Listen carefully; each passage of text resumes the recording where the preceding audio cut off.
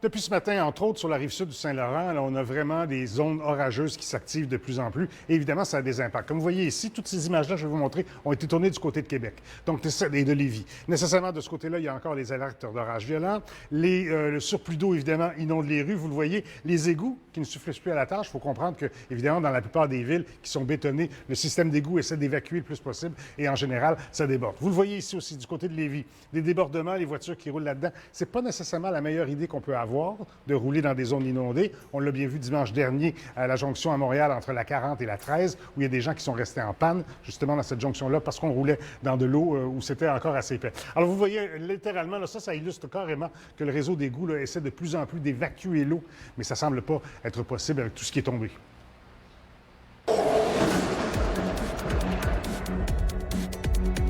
J'ai encore manqué. De si près. Il annonce chaud cette semaine, ça va fermenter. D'ailleurs, le compost, c'est demain, Hugo. Par contre, passer à sonner pour tes assurances habitation et auto, tu peux faire ça n'importe quand. T'as manqué le troc.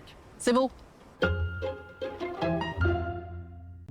Un rétrécissement de la Lune qui pose un défi aux astronautes. De l'oxygène fabriqué sur Mars. Des missions spatiales à surveiller. Un astéroïde qui vaut 10 trillions de dollars. Un vaisseau spatial équipé d'un bar et d'une toilette panoramique. Tous les jours, la section espace de notre site vous ouvre les portes d'un univers fascinant à découvrir. Parcourez la section espace de météomédia.com et restez à l'affût des dernières découvertes scientifiques sur le cosmos.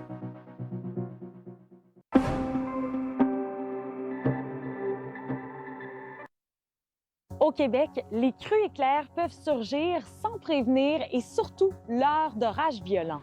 Sur la route, une règle d'or, ne jamais traverser une chaussée inondée. Seulement 30 cm d'eau suffisent pour emporter votre véhicule, alors surtout, n'accélérez pas pour essayer de passer rapidement la zone inondée, plutôt ralentissez et aussi arrêtez-vous dans un endroit qui est en hauteur. Si l'eau monte autour de vous et que le courant est faible, sortez du véhicule le plus rapidement possible et si le courant est fort, eh bien composez plutôt le 911, appelez les secours et ils vont pouvoir vous indiquer quoi faire par la suite. Ne sous-estimez jamais la force de l'eau et surtout n'oubliez pas que l'eau peut cacher des dangers, que ce soit une chaussée arrachée, un trou ou encore des objets potentiellement dangereux. Après la crue, par mesure de prévention, faites vérifier les freins, la direction et le système électronique de votre véhicule. Et surtout, n'oubliez pas, c'est votre sécurité avant tout. On parle de la canicule avec le docteur Stéphane Perron de l'Institut national de la santé publique du Québec. Docteur Perron, pourquoi les canicules sont si dangereuses?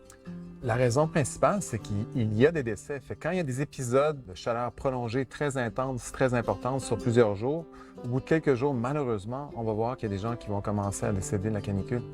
Et qui sont les plus à risque? Les plus à risque, c'est les personnes âgées et les personnes qui ont des maladies chroniques. Les personnes âgées, en fait, on le sait, le métabolisme devient un petit peu différent, ils suent moins efficacement, ils ressentent moins la soif, sont plus vulnérables. Puis les personnes qui ont des maladies chroniques, mais c'est souvent parce qu'elles ne sont pas capables de résister à la chaleur parce que ça prend quand même un effort cardiaque, ça prend quand même un effort respiratoire et autres. Fait que les personnes qui ont des problèmes cardiaques et respiratoires aussi sont particulièrement à risque. On parle aussi des enfants, mais les enfants, est-ce qu'ils sont résistants ou pas? Les enfants, généralement, sont très, très résistants. Pas les nourrissons, mais les enfants, quand il y a des épisodes de canicule ou, comme on a vu en Europe à un moment donné, où il y a eu plusieurs dizaines de milliers de décès, il y a eu un seul décès d'enfant, puis c'était un enfant qui était laissé dans sa voiture. D'ailleurs, c'est la cause de décès chez les enfants, c'est la chose qu'il ne faut pas faire, mais en général, les enfants sont même plus résistants que les adultes un peu plus âgés. Il y a deux types de coups de chaleur. C'est quoi la différence? C'est quoi les deux types? Il y a un coup de chaleur, c'est les gens qui font de l'exercice, donc quelqu'un qui va justement partir durant une course ou travailler très, très fort quand il fait chaud. Il va suer beaucoup, à un moment donné, il va commencer à se déshydrater sévèrement, il sera plus capable, la chaleur corporelle va commencer à augmenter, il va commencer à avoir mal à la tête, à être confus, à avoir des crampes. Ça, c'est un coup de chaleur qui survient très rapidement quand il fait chaud chez des gens qui font de l'activité physique intense. L'autre coup de chaleur, beaucoup plus pernicieux, beaucoup plus difficile à voir, c'est justement quand ça fait 3 ou 4 jours de température très élevée. Là, on voit que les gens, ça sèche lentement. C'est pas nécessairement de la grosse sudation. Généralement même, on le voit pas.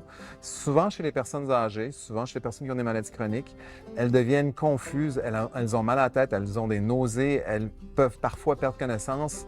Et chez elles, ces épisodes-là, quand on a ces signes-là, c'est qu'ils deviennent très, très vulnérables et il faut vraiment agir rapidement. Merci beaucoup. Si jamais vous voulez suivre l'actualité et également les prévisions du jour, je vous invite à consulter notre site Internet à météomédia.com. Resolve Gold s'attaque aux taches les plus tenaces du monde en utilisant un seul chandail. Même au cycle court et en eau froide, une mesure de Resolve est sans danger pour les vêtements et vient à bout des taches les plus tenaces. Faites confiance à Resolve. Oubliez les taches. Dans le folklore assiniboine, l'oiseau tonnerre est un oiseau géant et puissant, doté d'ailes qui émettent le bruit du tonnerre et d'yeux qui projettent des éclairs.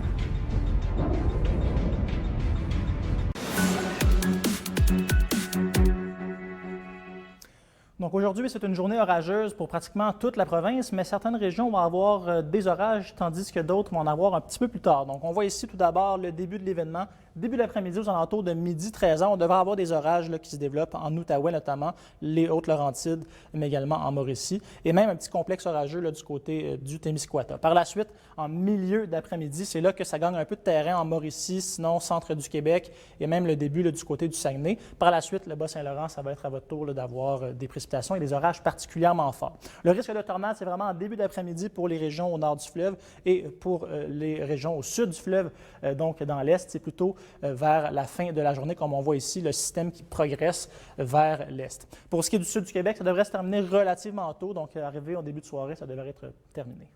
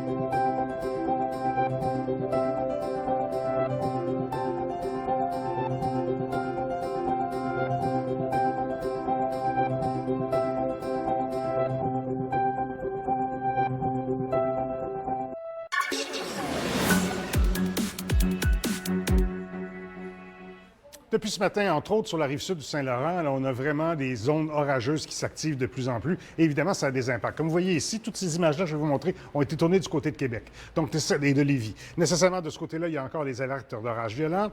Le surplus d'eau, évidemment, inonde les rues. Vous le voyez, les égouts qui ne suffisent plus à la tâche. Il faut comprendre que, évidemment, dans la plupart des villes qui sont bétonnées, le système d'égouts essaie d'évacuer le plus possible et, en général, ça déborde. Vous le voyez ici aussi, du côté de Lévis. Des débordements, les voitures qui roulent là-dedans. C'est pas nécessairement la meilleure idée qu'on peut avoir de rouler dans des zones inondées. On l'a bien vu dimanche dernier à la jonction à Montréal entre la 40 et la 13, où il y a des gens qui sont restés en panne, justement dans cette jonction-là, parce qu'on roulait dans de l'eau où c'était encore assez épais. Alors, vous voyez, littéralement, là, ça illustre carrément que le réseau d'égouts là, essaie de plus en plus d'évacuer l'eau, mais ça semble pas être possible avec tout ce qui est tombé.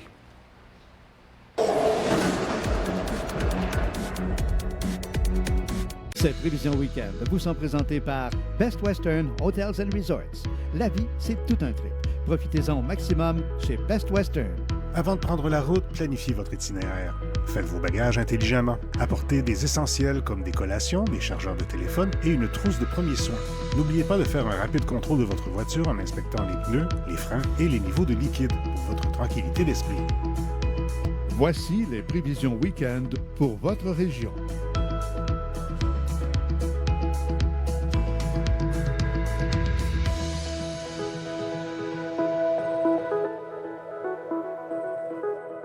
Pour nos téléspectateurs ayant une déficience visuelle, Météo Média offre une audio-description des bulletins météo régionaux pendant les prévisions locales, toutes les 10 minutes. Est-ce que ça va bien tout le monde? Eh bien, tant mieux. Je m'appelle Ronnie Neville et voici Chopzilla. Il faut couper en cubes, trancher, hacher et grand-maman ne peut pas tout faire. Voyez ce que je fais avec un oignon. Il suffit de le déposer et appliquer une pression et verser le tout sur le comptoir. Vous vous souvenez de vos expériences passées? Fini les larmes. Juste des larmes de joie pour cuisiner des soupes ou des ragoûts. Voyez comme c'est rapide. Vous avez une bonne idée de ce que vous pouvez accomplir. Aucun dégât inutile. On mélange le tout et on obtient ce que vous souhaitez. Ça a l'air délicieux. Quand vous faites une salade de fruits, tout se répand sur le comptoir. Regardez, on met un morceau de pomme, une simple pression et vous avez des cubes parfaits. Ajoutez des fraises, secouez avec de la crème et c'est délicieux. Regardez, c'est du fromage. Ça peut sembler facile, mais regardez, venez essayer. Je dépose une courgette, une petite pression, vous n'avez qu'à appuyer. C'est très simple. J'utilise maintenant la trancheuse et c'est très populaire. Avec une pomme de terre qui est ronde et qui se déplace facilement, on l'immobilise, on la dépose de cette façon et on pousse pour obtenir de belles tranches. Il y a aussi une râpe, idéale pour les courgettes ou encore les carottes. Impressionnant, pas vrai? Avec le Chopzilla, vous recevrez un hachoir régulier et un hachoir pour plus petits cubes pour 39,99 canadiens. Et il y a plus. Vous recevrez aussi la trancheuse, la julienne et une poignée sécuritaire. Et c'est gratuit. Ce n'est pas tout. Pour rendre cette offre encore plus alléchante, vous recevrez un deuxième ensemble à moitié prix et nous livrerons le tout gratuitement de notre entrepôt canadien. Profitez-en sans tarder. Appelez ou consultez achetezchopzilla.ca pour obtenir votre hachoir multifonctionnel Chopzilla pour 39,99 canadiens et un deuxième à moitié prix. La livraison est gratuite, commandez maintenant. Pour donner des commentaires sur l'audio-description de nos bulletins météo régionaux ou signaler tout obstacle à l'utilisation de nos services, envoyez-nous un courriel à l'adresse accessibilité@spelmorex.com.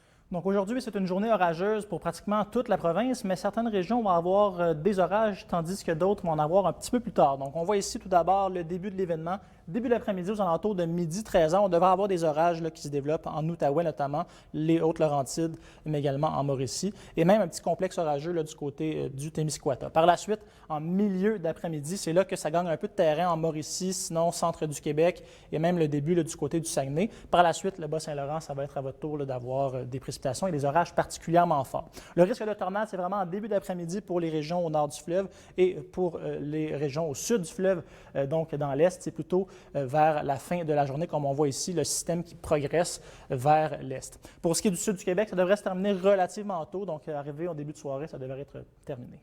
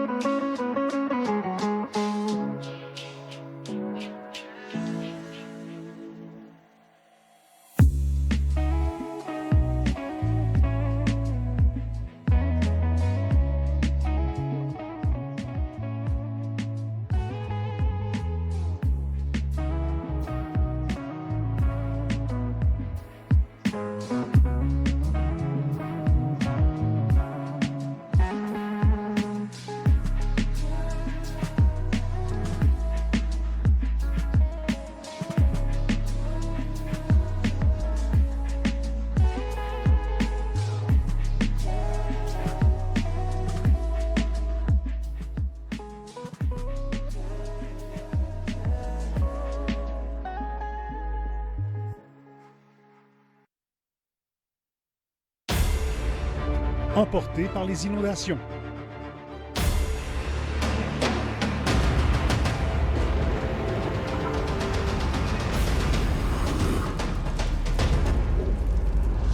Les forces de l'ordre chiliennes se sont portées au secours de 2 chevaux lundi. Une grande quantité de pluie s'est abattue sur la portion sud du pays, faisant déborder plusieurs cours d'eau. Les bêtes se sont retrouvées isolées sur une petite parcelle de terre. Un feu de végétation a pris naissance dimanche dans le comté de Fresno, en Californie. Celui-ci a rapidement pris de l'expansion et couvre maintenant au moins 160 hectares. Plusieurs terrains de camping de la région ont été évacués.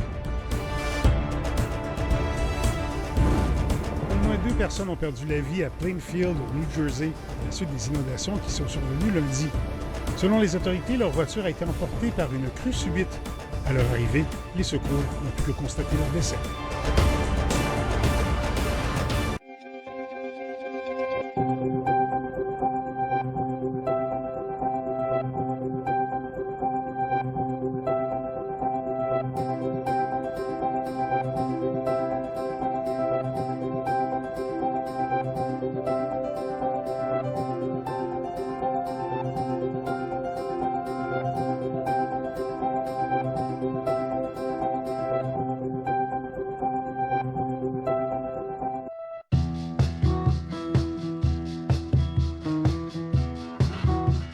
S'il y a une saison où les fins de semaine sont importantes, c'est bien justement l'été.